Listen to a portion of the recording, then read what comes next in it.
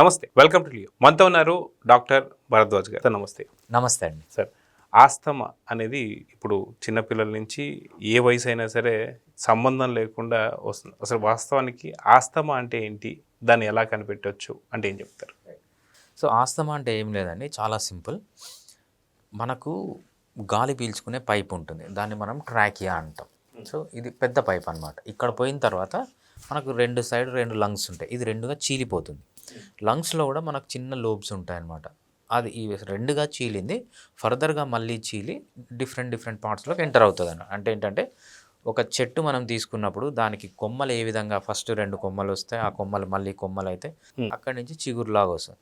మన లంగ్స్ కూడా అట్లానే ఉంటుంది అనమాట. ఫస్ట్ విండ్ పైప్ ఉంటుంది, దాన్ని ట్రాకియా అంటాం. తర్వాత వచ్చేదాన్ని బ్రాంకై అంటాం. Primary bronchi, secondary bronchi, tertiary bronchi అంటే first bronchi, first branch, second branch, third branch, ఇట్లా బ్రాంచెస్గా విడిపోయి మనకు అక్కడ ఏమవుతుందంటే ఎండ్లో లంగ్ టిష్యూ ఉండి అక్కడి నుంచి గ్యాస్ ఎక్స్చేంజ్ అనేది జరుగుతుంది అనమాట.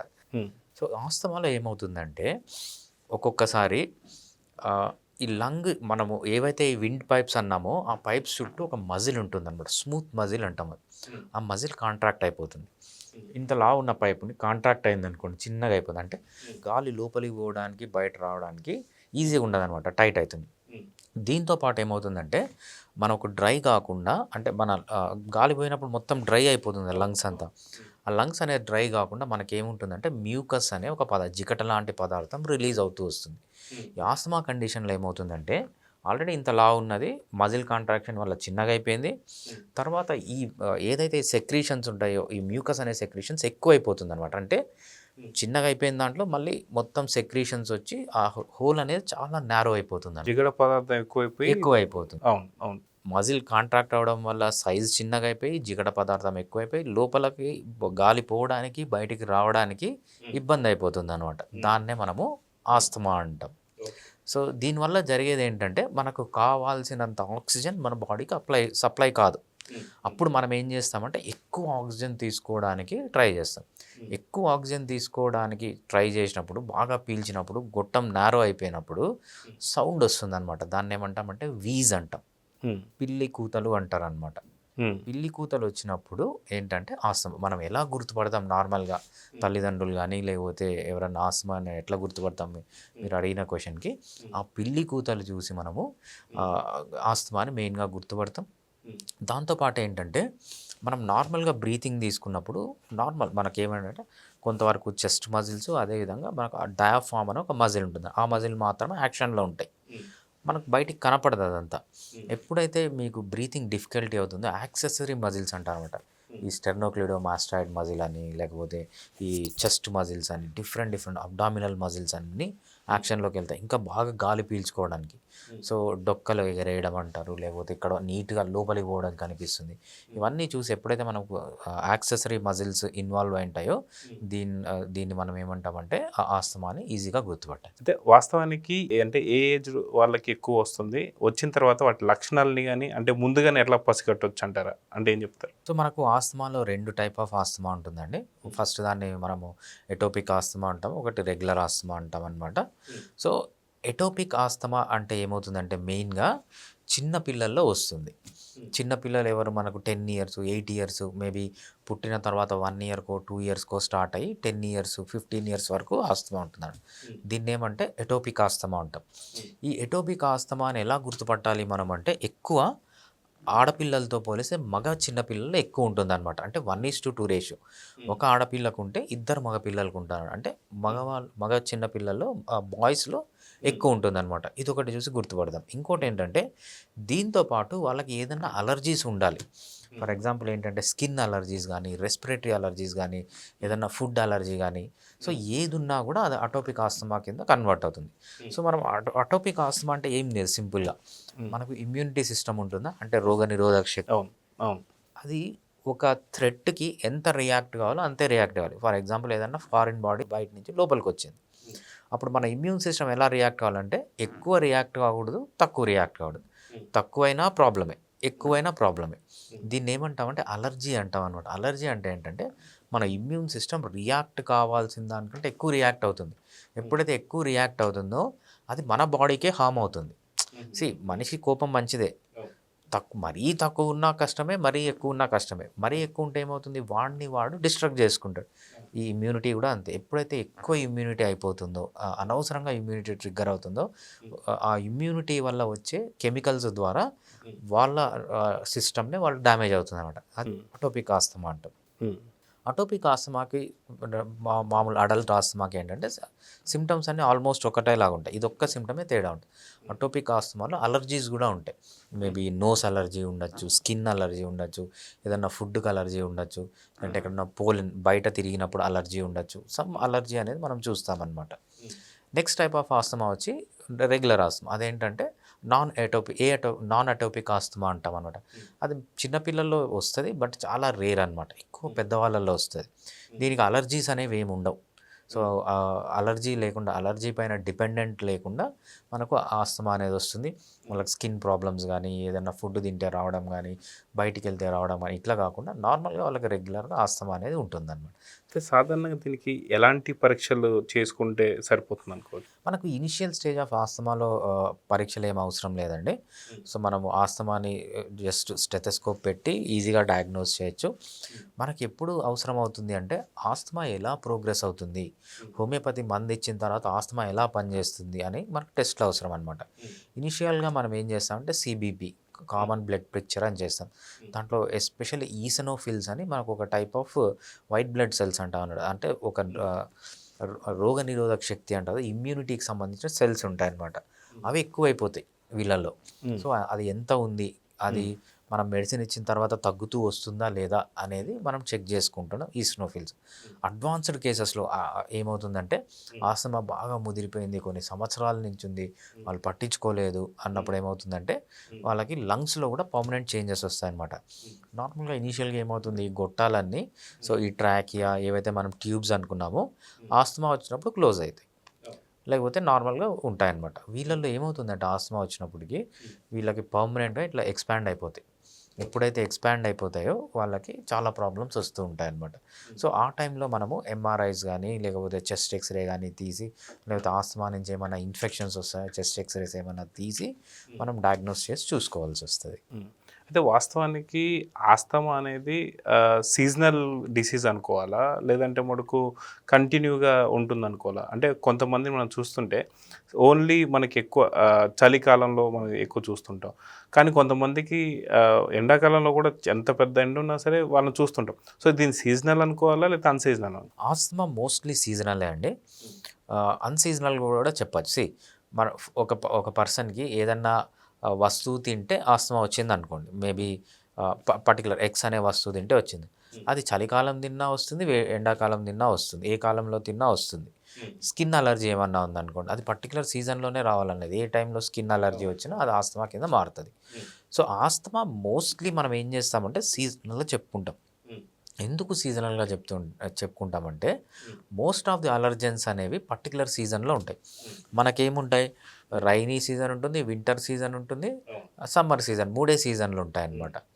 సో ఎక్కువ చలి ఎప్పుడైతే ఎక్కువ ఎన్వైరన్మెంట్లో చలి ఎప్పుడైతే ఎక్కువ అవుతుందో అప్పుడు ఇండియాలో బాగా ట్రిగ్గర్ అవుతుంది. అంటే చలికాలం వచ్చే డిసీజ్ అంటాము, లేకపోతే వానాకాలం వచ్చే డిసీజ్ అంటాము, లేకపోతే కోస్టల్ ఏరియాలో కొంతమందికి వస్తుంది అనమాట. ఎందుకంటే కోస్టల్ ఏరియాలో డాంప్నెస్ ఎక్కువ ఉంటుంది, తడి ఎక్కువ ఉంటుంది అనమాట, వాతావరణం హ్యూమిడిటీ ఉంటుంది. సో దానివల్ల కొంతమందికి వస్తుంది అనమాట. ఎస్పెషల్లీ మనం అమెరికా, యూరోపియన్ కంట్రీస్ తీసుకున్నప్పుడు వాళ్ళకి స్ప్రింగ్ అనే ఒక సీజన్ ఉంటుందన్నమాట. మనకు యూఎస్ నుంచి కేసెస్ చాలా వస్తాయి. స్ప్రింగ్ సీజన్ ఉంటుంది.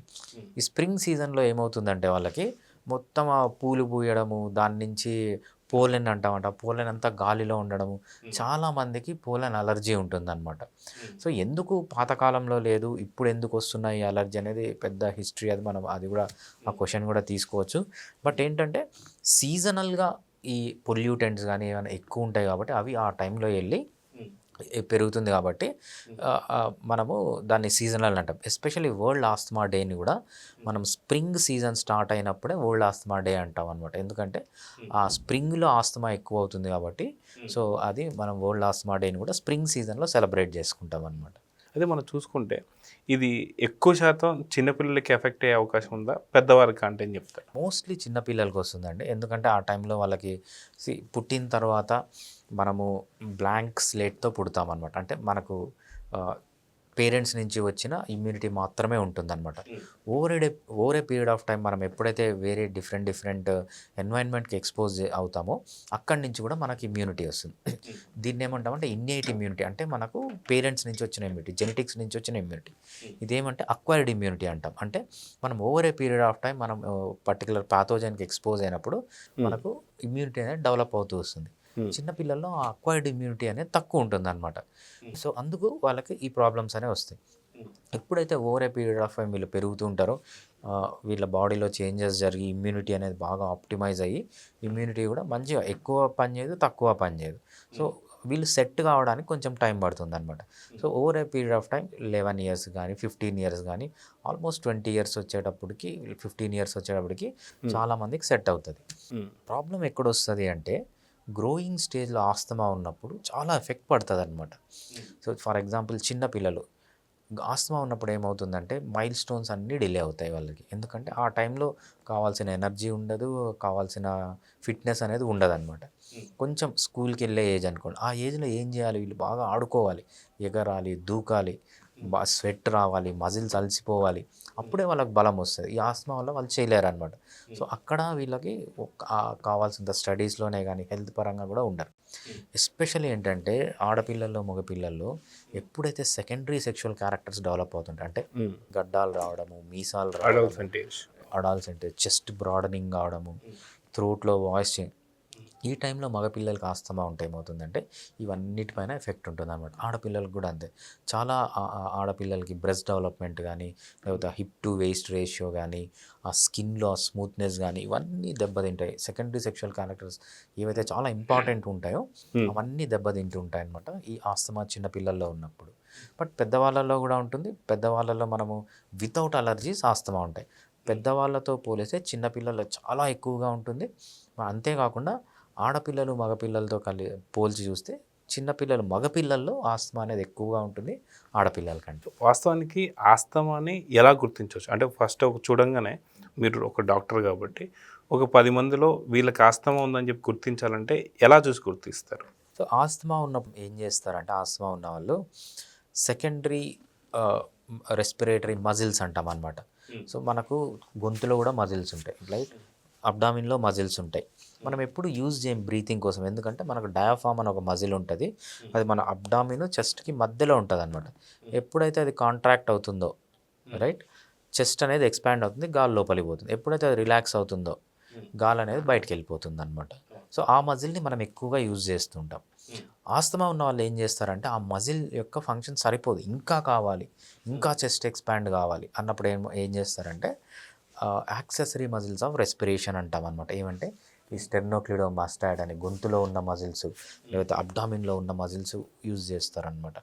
ఆ అబ్డామిన్ మజిల్స్ యొక్క కాంట్రాక్షను, ఈ నెక్లో ఉన్న మజిల్స్ యొక్క కాంట్రాక్షన్ని బట్టి మనము ఆస్తమా ఉందని చూసి చెప్పచ్చు, విజువల్గా చెప్పచ్చు. అదేవిధంగా బ్రెత్లెస్నెస్ కూడా మనకు తెలిసిపోతుంది, అంటే వాడు గ్యాస్పింగ్, బ్రీత్ కోసం గ్యాస్ప్ చేస్తుంటాడు. క్లాసికల్ సైన్ ఇది ఆస్తమా అని కనిపెట్టడం చాలా సింపుల్. ఒక స్టెథోస్కోప్ పెట్టుకొని చెస్ట్ పైన పెడితే పిల్లి కూతలు వస్తాయన్నమాట. పిల్లి కూతలు అనేది classic sign of asthma. So పిల్లి కూతలు ఎందుకు వస్తాయంటే ఆస్తమాలో ఈ పైపులు ఉంటాయి కదా, పైపులన్నీ నారో అయిపోతాయి, చిన్నగా అయిపోతాయి మజిల్ కాంట్రాక్షన్ వల్ల.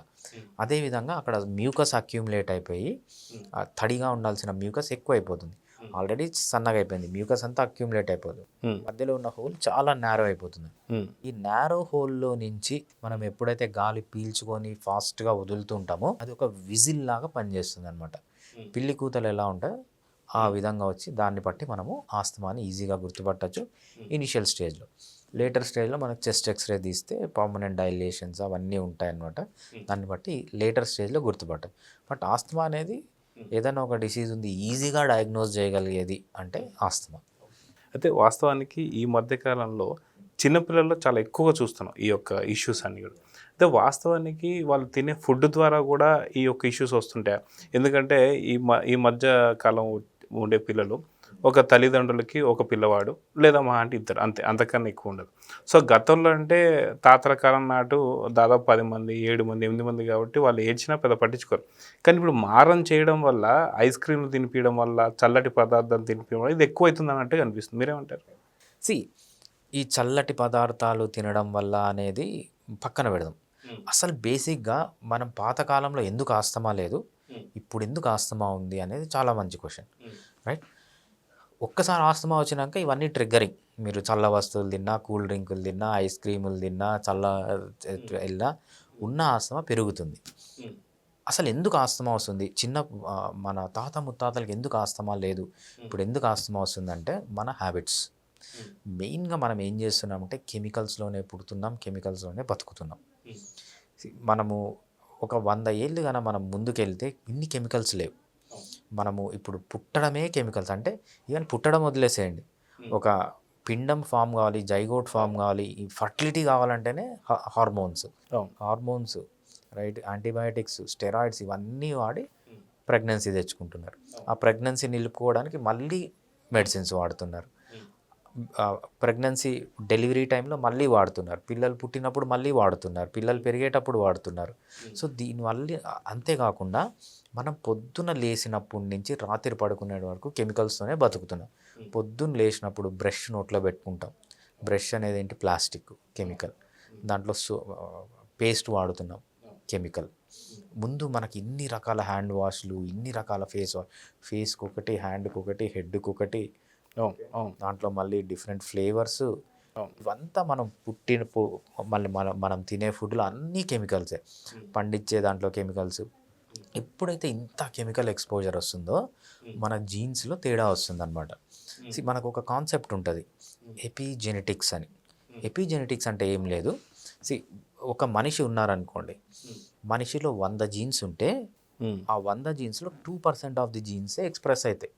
మిగిలిన 98% ఆఫ్ ది జీన్స్ ఎక్స్ప్రెస్ కావన్నాడు, డార్మెంట్గా అలానే ఉండిపోతాయి. మనం ఎక్స్పోజ్ అయ్యే ఎన్వైరన్మెంట్కి బట్టి కొన్ని జీన్స్ యాక్టివేట్ అవుతాయి, కొన్ని డీయాక్టివేట్ అవుతాయి. ఈ కెమికల్స్ వల్ల అంతా ఏమవుతుందంటే ఏవైతే మంచి జీన్స్ యాక్టివేట్ కావాలో అవి డీయాక్టివేట్ అయిపోతున్నాయి. ఏవైతే చెడు జీన్స్ అసలు యాక్టివేట్ కాకూడదో అవి యాక్టివేట్ అవుతున్నాయి అనమాట. సో దీన్ని ఏమంటారంటే జెనెటిక్ కోడ్ మారదు, జీన్స్ అలానే ఉంటుంది, బట్ అది యాక్టివేట్ అయ్యేది, డీయాక్టివేట్ అయ్యేది ఈ కెమికల్స్ ద్వారా. మంచి జీన్స్ యాక్టివేట్ కావట్లేదు, చెడు జీన్స్ యాక్టివేట్ అవుతున్నాయి. లేకపోతే చెడు జీన్స్ డీయాక్టివేట్ కావట్లేదు, మంచి జీన్స్ యాక్టివేట్ కావట్లేదు. దీనివల్ల ఏమవుతుందంటే ఇది ఆస్తమా కింద మారుతుంది అనమాట. ఇది మెయిన్. బేసిక్గా ఎపిజెనెటిక్స్లోనే ప్రాబ్లం ఉంది, అంటే మన లైఫ్ స్టైల్లోనే ప్రాబ్లం ఉంది. ఇవి ఒక్కటేనా? మళ్ళీ మనం తినే ఫుడ్, మనం తీసుకునే స్ట్రెస్, ల్యాక్ ఆఫ్ ఎక్సర్సైజు, అదేవిధంగా మన ఆల్కహాల్, స్మోకింగ్. తల్లిదండ్రుల స్మోకింగ్ చేసిన, తల్లిదండ్రులు ఆల్కహాల్ తీసుకున్నా వాళ్ళ జీన్స్లో చేంజ్ వచ్చి అదే జీన్స్ పిల్లలకి వస్తున్నాయి అనమాట. సో ఇవన్నీ reasons. On top of it మీరు చెప్పింది ఏంటంటే చల్ల వస్తువులు తిన్నా, చల్లగాలికి ఎక్స్పోజ్ అయినా, సో లేకపోతే కొన్ని హార్మ్ఫుల్ కెమికల్స్కి ఎక్స్పోజ్ అయినా కూడా ఆస్తమా అనేది వస్తుందని. That is second. బట్ బేసిక్గా ఏంటంటే మన లైఫ్ స్టైల్లోనే తేడా వచ్చింది. అయితే మా చుట్టాలలో కూడా పిల్లలు ఉన్నారు, మా అన్న పిల్లలు కావచ్చు, మా బావ పిల్లలు కావచ్చు, వీళ్ళలో కూడా ఎక్కువ శాతం చూస్తుంటే చల్లటి పదార్థాలు ఎక్కువ తీసుకున్నప్పుడే వీళ్ళకి ఎక్కువ ఇష్యూస్ వస్తుండే అని చెప్పేసి అంటున్నారు. వాస్తవానికి ఆస్తమా ఉన్నప్పుడు చల్లటి పదార్థాలు కావచ్చు ఇది తీసుకోవచ్చా లేదా? చిన్నపిల్లలు అంటే ఏం చెప్తారు? రైట్, చల్లటి పదార్థాలు తీసుకోకూడదండి. ఆస్తమా ఉన్న వాళ్ళు ఎస్పెషల్లీ జాగ్రత్తగా ఉండాలి. ఎప్పుడైతే ఆస్తమా ఉన్న వాళ్ళు చల్లటి వస్తువులు తీసుకుంటారో వీళ్ళకి ఆస్తమాతో పాటు ఇన్ఫెక్షన్స్ కూడా వచ్చే ఛాన్స్ ఉంటుంది అనమాట. రెస్పిరేటరీ ఇన్ఫెక్షన్స్ ఆస్తమాని ట్రిగర్ చేస్తాయి ఇవన్నీ. సో ఆస్తమాని ట్రిగర్ చేయడమే కాకుండా ఆస్తమా అంటే మనం అలర్జీ అని చెప్పుకున్నాం. ఆన్ టాప్ ఆఫ్ ఇట్ వీళ్ళకి ఇన్ఫెక్షన్స్ కూడా వచ్చాయి. థ్రోట్ ఇన్ఫెక్షన్స్ కానీ, టాన్సిల్స్ ఇన్ఫెక్షన్స్ కానీ, లేకపోతే అడినాయిడ్స్ ఇన్ఫెక్షన్స్ కానీ, సో యూటీఐ అంటాము, ఎల్ఆర్టీ అంటాము, లంగ్స్ ఇన్ఫెక్ట్ అయ్యే ఛాన్స్ ఉంటుంది. సో ఎప్పుడైతే మీరు చల్లటి పదార్థాలు తీసుకుంటామో that becomes a seed for micro organisms అనమాట. బ్యాక్టీరియా కానీ, వైరస్ కానీ, సైనస్లో ఉన్న ఫంగస్ కానీ మంచి బేస్ లాగా పనిచేస్తుంది అనమాట. చల్ల వస్తువులు కానీ, కూల్ డ్రింక్లు, లేకపోతే ఐస్ క్రీమ్లు, చల్ల పేస్ట్రీస్ కానీ, లేకపోతే ఐస్ వాటర్, ఫ్రిడ్జ్ వాటర్ తాగుతుంటారు, కూల్ డ్రింక్స్ తీసుకుంటుంటారు. ఏవైతే చల్లవి తీసుకుంటారు, లేకపోతే చల్ల గాలికి ఎక్స్పోజ్ కావడం కానీ, బయట పొల్యూషన్కి ఎక్స్పోజ్ కావడం, వీటన్నిటి వల్ల ఏమవుతుందంటే ఆ జీన్స్ ఏవైతే మనకు ఎపిజెనెటిక్స్ ద్వారా ట్రిగ్గర్ అయిన జీన్స్, వీటి వల్ల ఆస్తమా అనేది ఎక్కువ అవుతుంది అనమాట. అయితే ఈ పిల్లల్లోనే నేను చాలాసార్లు అబ్జర్వ్ చేసిన పాయింట్ కూడా ఏంటంటే అది ఎండాకాలం కాదు, వానాకాలం కాదు, చలికాలం కాదు, ప్రతిరోజు కూడా తను ఆ పిల్లవాడు ముక్కుతోనే మాట్లాడడం కానీ, ఎక్కువగా ఏమంటారనమాట జలుబుతోనే ఉండడం కానీ, ఎక్కువ కఫం రావడం కానీ, ఇలాంటివన్నీ చూస్తుంటాం. ఇవన్నీ కూడా ఆస్తమాకి ఒక రీజన్ అనుకోవచ్చు అంటారు. రైట్. ఆస్తమా మనం డిఫరెంట్ డయాగ్నోసిస్ అండి. సో మనకు ముక్కులో సైనసైటిస్ ఉండొచ్చు, లేకపోతే టాన్సిలైటిస్ ఉండొచ్చు, అడినాయిడ్స్ ఉండొచ్చు, అప్పర్ రెస్పిరేటరీ ఇన్ఫెక్షన్ ఉండొచ్చు, లోయర్ రెస్పిరేటరీ ఇన్ఫెక్షన్స్ ఉండొచ్చు. ఇవన్నీ డిఫరెంట్ డయాగ్నోసిస్. ఇవన్నీ రెస్పిరేటరీ సిస్టమ్ సంబంధించిన ప్రాబ్లమ్స్ అనమాట. ఇవన్నీ కొంతమందిలో ఏంటంటే ఆల్రెడీ ఒక గ్రూప్ లాగా వస్తాయన్నమాట. అది నార్మల్. సో మీరు చెప్పినట్టు ఇంకోటి ఏంటంటే irrespective of the season asthma వస్తుంది అంటే మనం ఇందాక చెప్పుకున్నట్టు ఆస్తమా అనేది చల్లదనం వల్ల ఒక్కటే రాదు. సో ఏ అలర్జన్ ఉన్నా అంటే ఏదన్నా పడని వస్తువు స్కిన్కి టచ్ అయినా, లేకపోతే పడని వస్తువు వీళ్ళు తీసుకున్నా, ఏది జరిగినా కూడా ఆస్తమా ట్రిగ్గర్ అయ్యే ఛాన్స్ ఉంటుంది అనమాట. సో మేబీ ఫుడ్ అలర్జీ ఉండొచ్చు, లేకపోతే స్కిన్ అలర్జీ ఉండొచ్చు, రెస్పిరేటరీ అలర్జీ ఉండొచ్చు. ఏది ఉన్నా కూడా ఇది ఆస్తమా కింద మారే ఛాన్స్ ఉంటుంది. అదేవిధంగా మనం సైనసైటిస్ అంటాము. సైనసైటిస్ కూడా ఆస్తమా కింద మారే ఛాన్స్ ఉంటుంది. అయితే సాధారణంగా పిల్లల కోసం ఇప్పుడు కొన్ని వేలు, కొన్ని లక్షలు కూడా ఖర్చు పెడుతున్నారు తల్లిదండ్రులు. సో చాలా గారాబంగా చూస్తున్నారు. వాస్తవానికి ఎంత ఇంగ్లీష్ మెడిసిన్ తీసుకున్నా సరే దానిలో పెద్ద క్యూరబిలిటీ అనేది వాళ్ళు అప్పటికప్పుడు క్యూర్ అయినా మళ్ళీ నెక్స్ట్ మళ్ళీ ఎమ్మటే స్టార్ట్ అవుతుంది. సో హోమియోపతి ఎలా సపోర్ట్ చేస్తుందంటే ఏం చెప్తారు? మామూలుగా పిల్లల్లో వచ్చే ప్రాబ్లం ఏంటంటే ఆస్తమా ఉందనుకోండి. సో ఆస్తమా వల్ల వీళ్ళకి ఆల్రెడీ మైల్ స్టోన్స్ అనేవి డిలే అవుతాయి. సో చిన్నపిల్లలప్పుడు వాళ్ళకి కావాల్సిన స్ట్రెంగ్త్ కానీ ఇమ్యూనిటీ అనేది సరిగ్గా డెవలప్ కాదు. దాంతోపాటు అడాల్సెంట్కి వచ్చేటప్పటికి వాళ్ళకి ఏవైతే సెకండరీ సెక్షువల్ క్యారెక్టర్స్ ఉంటాయో అవన్నీ ఆస్తమా వల్లనే డెవలప్ కాదని. ఆన్ టాప్ ఆఫ్ ఇట్ వీళ్ళు ఏం చేస్తున్నారంటే అలోపతి మెడిసిన్స్ వాడుతున్నారు. వీళ్ళకి ఆస్తమా వల్ల వచ్చే ప్రాబ్లమ్సే కాకుండా ఏవైతే ఈ అలోపతి మెడిసిన్స్ ఉంటాయో వాటి వల్ల సైడ్ ఎఫెక్ట్స్ కూడా వస్తున్నాయన్నమాట. ఫర్ ఎగ్జాంపుల్ స్టెరాయిడ్స్ వాడతారు. స్టెరాయిడ్స్ వాడితే ఏంటంటే ఇమ్యూనోసప్రెసెంట్స్, ఇమ్యూనిటీని తగ్గించేస్తాయి. తగ్గించినప్పుడు వేరే ఇన్ఫెక్షన్స్ వస్తాయి.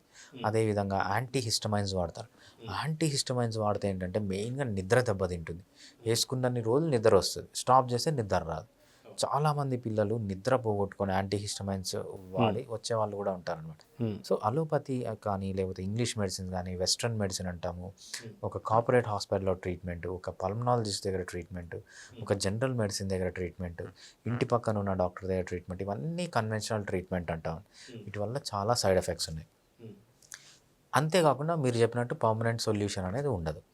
బట్ హోమియోపతి పిల్లలకి ఎందుకు వాడమంటాం మెయిన్గా ఆస్తమా కేసులో అంటే వితౌట్ సైడ్ ఎఫెక్ట్ మనము ట్రీట్మెంట్ అనేది చేయొచ్చు.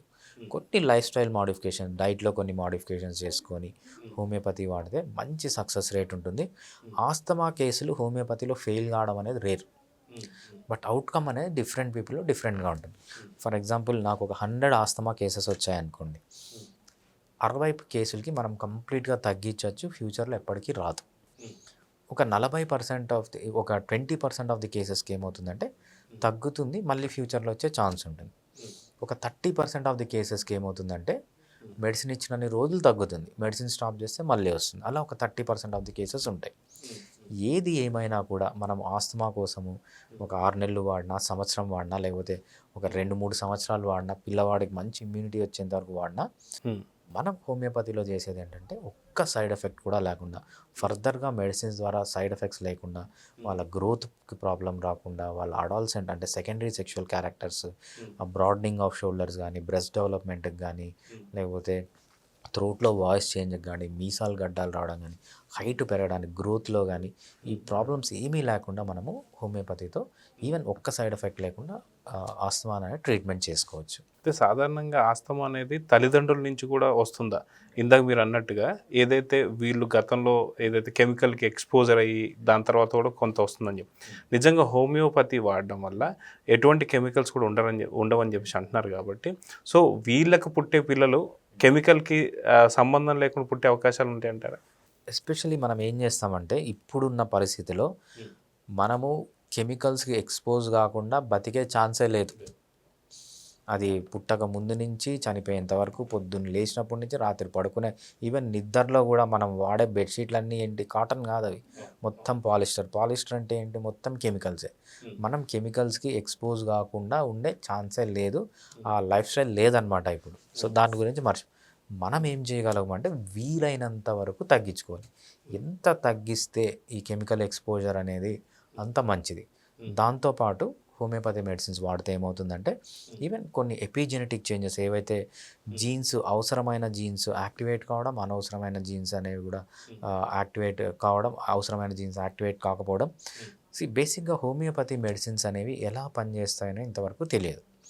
బట్ హోమియోపతిని ఏమంటామంటే ఎవిడెన్స్ బేస్డ్ మెడిసిన్. మనము అలోపతి మెడిసిన్ ఉందనుకోండి, ఫర్ ఎగ్జాంపుల్ కడుపు నొప్పి వచ్చింది, కడుపులో మంట వచ్చింది. ఎక్కువ కడుపులో మంట ఎందుకు వస్తుంది? యాసిడ్ రిలీజ్ కావడం వల్ల వస్తుంది. యాంటీ యాసిడ్ తీసుకుంటారు. లోపల యాసిడ్ ఉంది, బయట బేస్ ఉంది. యాసిడ్ బేస్ కలిసి న్యూట్రలైజ్ అయిపోయి తగ్గిపోతాయి. దాన్ని ఏమంటామంటే ఫార్మకోడైనమిక్స్ అంటాం అనమాట. అది అలోపతి మెడిసిన్స్కి ఆల్రెడీ రీసెర్చ్ చేసి కనుక్కున్నారు ఫార్మకోడైనమిక్స్. బట్ హోమియోపతి మెడిసిన్స్కి అంత డీప్ రీసెర్చ్ లేదనమాట. హోమియోపతి మెడిసిన్స్ ఏంటంటే evidence based medicines. For example బాబుకు ఆస్తమా ఉంది, హోమియోపతి మెడిసిన్స్ వాడారు, ఆస్తమా తగ్గిపోయింది. బ్రెయిన్ ట్యూమర్ ఉంది, హోమియోపతి మెడిసిన్స్ వాడారు, మళ్ళీ స్కాన్ తీస్తే బ్రెయిన్ ట్యూమర్ లేదు. హోమియోపతి అనేది ఎలా పనిచేస్తుంది అనేది వీ డోంట్ నో. బట్ డెఫినెట్గా it acts at the level of epigenetics. Epigenetics ద్వారా యాక్ట్ చేస్తుందని మనం అజ్యూమ్ చేసుకుంటాం. ఎందుకంటే ఎపిజెనెటిక్స్ ద్వారా వచ్చిన ప్రాబ్లము కంప్లీట్గా క్యూర్ అయింది అంటే దాని మీనింగ్ ఏంటంటే అగైన్ ఎపిజెనెటిక్స్లో చేంజ్ వచ్చి ఏవైతే అనవసరమైన జీన్స్ యాక్టివేట్ అయ్యాయో అవి డీయాక్టివేట్ అయిపోయాయి. ఏవైతే యాక్టివేట్ కాకుండా ఉన్నాయో దాన్ని మంచి జీన్స్ ఏవైతే యాక్టివేట్ కావాలో దాన్ని యాక్టివేట్ చేసిన దానివల్ల ఆస్తమా కంప్లీట్గా క్యూర్ అయింది మనం ఇన్ఫర్ చేసుకుంటాం. ఎందుకంటే హోమియోపతిలో నానో పార్టికల్స్ ఉంటాయి. ఆ నానో పార్టికల్స్ చాలా చిన్నగా ఉంటాయి. They can go up to the genetics level. అంటే మన సెల్లుని దాటుకొని, సెల్లులో ఉన్న న్యూక్లియస్ని దాటుకొని, న్యూక్లియస్ లోపల ఉన్న జెనెటిక్ మెటీరియల్లోకి ఎంటర్ అయ్యేంత చిన్న పార్టికల్స్ ఉంటాయి. కాబట్టి హోమియోపతిక్ మెడిసిన్స్లో we assume that it acts at the level of epigenetics. But దానికి ప్రూఫ్ అయితే లేదు, దట్ జస్ట్ అజంప్షన్ అంతే అనమాట. కాకపోతే దానికి ఎవిడెన్స్ ఉంటుంది. ఫర్ ఎగ్జాంపుల్ మెడిసిన్ వాడకముందు ఎలాంటివి ఉన్నాయి, మెడిసిన్ వాడిన తర్వాత తగ్గిందా లేదా, క్యూర్ అయిందా లేదా అని ఎవిడెన్స్తో మాత్రం మనం చెప్పొచ్చు అంటారు. బిఫోర్, ఆఫ్టర్ మధ్యలో హోమియోపతి. సో ఒక ఎక్స్రే తీసాం, ఆస్తమా ఉంది, లేకపోతే ఒక ఎక్స్రే తీసాం, ఒక ట్యూమర్ ఉంది, మధ్యలో ఒక 6 నెలల్లో సంవత్సరము హోమియోపతి మెడిసిన్స్ వాడాం, మళ్ళీ ఎక్స్రే తీసాం, ట్యూమర్ లేదు. లైక్ ఇట్లా రేడియాలజికల్ ఎగ్జామినేషన్, బ్లడ్లో ఏదో ప్రాబ్లం ఉంది, హిమోగ్లోబిన్ తగ్గిపోయింది, మేబీ 7 ఉంది, మధ్యలో హోమియోపతి మెడిసిన్స్ వాడాం, 3 నెలల తర్వాత మళ్ళీ హిమోగ్లోబిన్ 12కి వచ్చిందో 13కి వచ్చింది. ఎవిడెన్స్ ముందు పాత మధ్యలో హోమియోపతి. సో దీన్ని ఏమంటామంటే ఎవిడెన్స్ బేస్డ్ మెడిసిన్ అంటాం అనమాట. సో చూద్దాం సార్, మొత్తానికి చిన్నపిల్లల నుంచి పెద్దవారి దాకా ఉండేటువంటి ఆస్తమాను మాత్రం మనం కులంకషంగా మాట్లాడాం. సో చూద్దాం సార్, మళ్ళీ వేరే టాపిక్తో మళ్ళీ కలుద్దాం. నమస్తే. థ్యాంక్స్ అండి.